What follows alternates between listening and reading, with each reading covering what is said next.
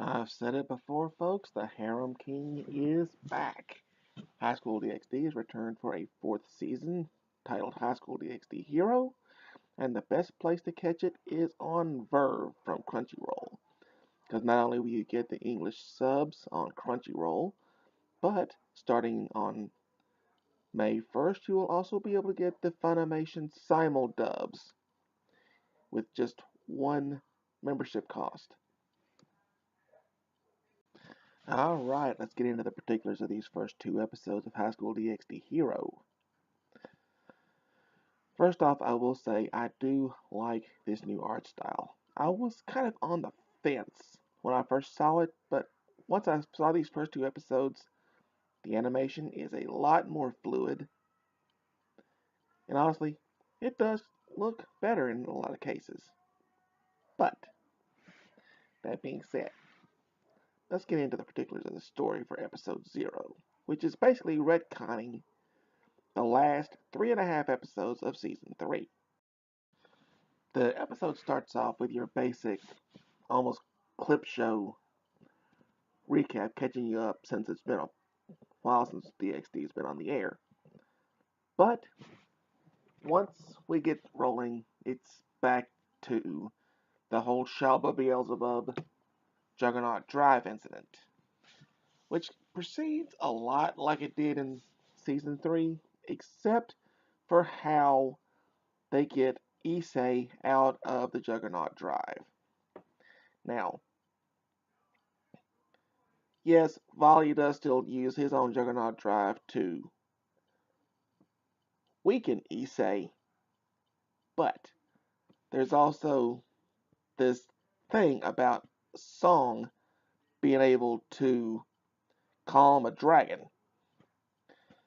And which song did they show?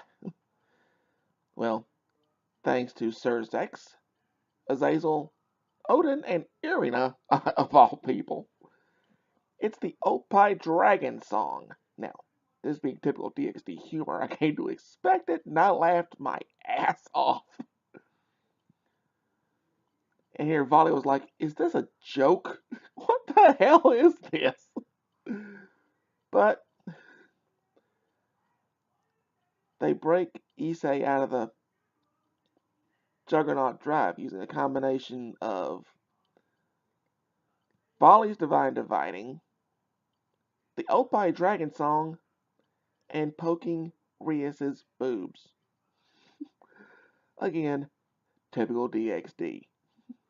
But this is how it happened in the light novels.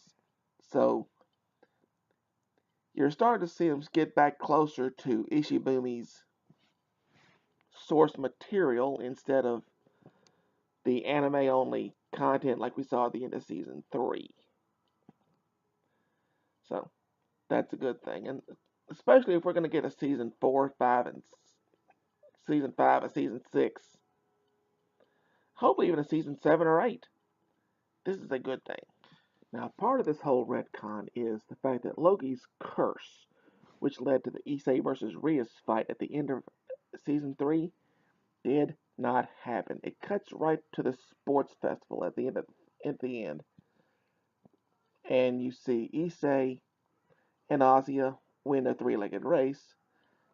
And then Rias tells Asia to go heal Issei behind the gym, which leads to her telling Issei that she loves him and kissing him right there behind the gym instead of in his bedroom like it happened in Season 3.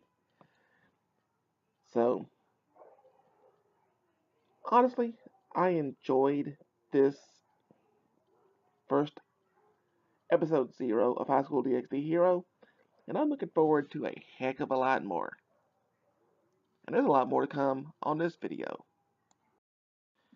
Now we're getting into episode 1, and the real start of the new content for High School DxD Hero. And I will say that in this episode, I was really starting to become impressed with the animation. When I say it looks more fluid, it really starts to shine in this episode. Starts off that the they're all planning their school trip to Kyoto. Matsuda and Motohama being their usual perverted selves, and Koneko pulls Issei out of class. Now, I want to say this, but in the first couple of seasons, I was not a big fan of Koneko.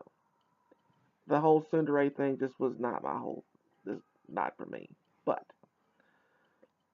in this new art style, I swear on a stack of Bibles, Koneko is absolutely adorable, especially in her Nekomata form. But it turns out that they need to have her perform some kind of healing arts on Issei because of how much life force he lost to the Juggernaut Drive incident. Again, that's something I vaguely remember from the OVAs of Season 3. But I'll go into that at a later date. And in the middle of this treatment, let's call it, Rias announces that they're going back to the Grimmery home in the underworld to announce the completion of Rias's peerage.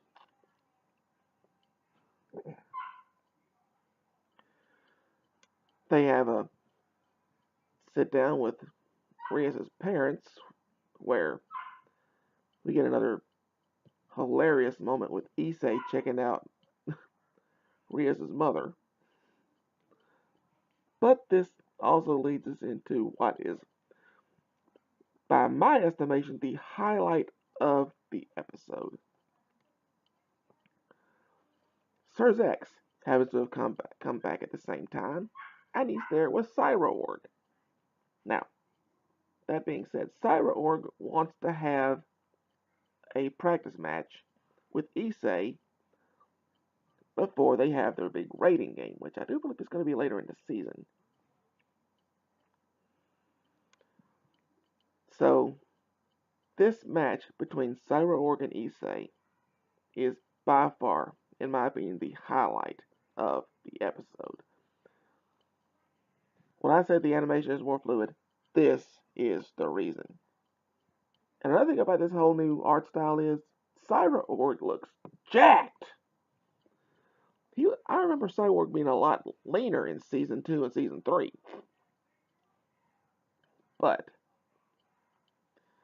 that's one of the new differences of Hero as compared to season 3. It just shows how much more defined Cyborg is. I mean, this is a man who has no real devil magic. So he pushed his body to the utmost limit and beyond. I mean, the man was able to one-shot the Midgard Serpent in Season 3. That shows how tough this son of a bitch is. Cyra and Issei have their match where they're each one pushing each other and pushing each other and pushing each other. And you see just how tough Cyra is. Because, honestly, I don't think he was feeling a daggum thing as far as Issei's blows go. And he was pushing Issei to the limit and beyond. And again, we get another typical DxD humor moment. Just as they're about to have this climactic clash between Cyborg and Issei, both of them just charging right into each other with a fist ready to connect to the other's face. Asya yells out, "Hey, Rias, are you gonna let him poke your boobs?" Or something along that lines. I keep forgetting what the actual wording was, but it's the general meaning. And we get a little bit more exposition from Sir Zex about Cyborg and his strength. I mean, this guy does not have devil magic, so he pushes body to the utmost limits of strength, which inspired Issei to get even tougher.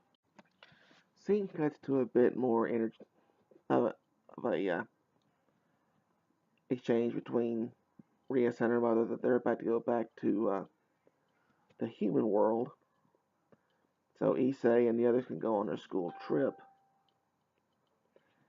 And it cuts from there to Milikus asking Issei if he's still going to call Rias president after she graduates.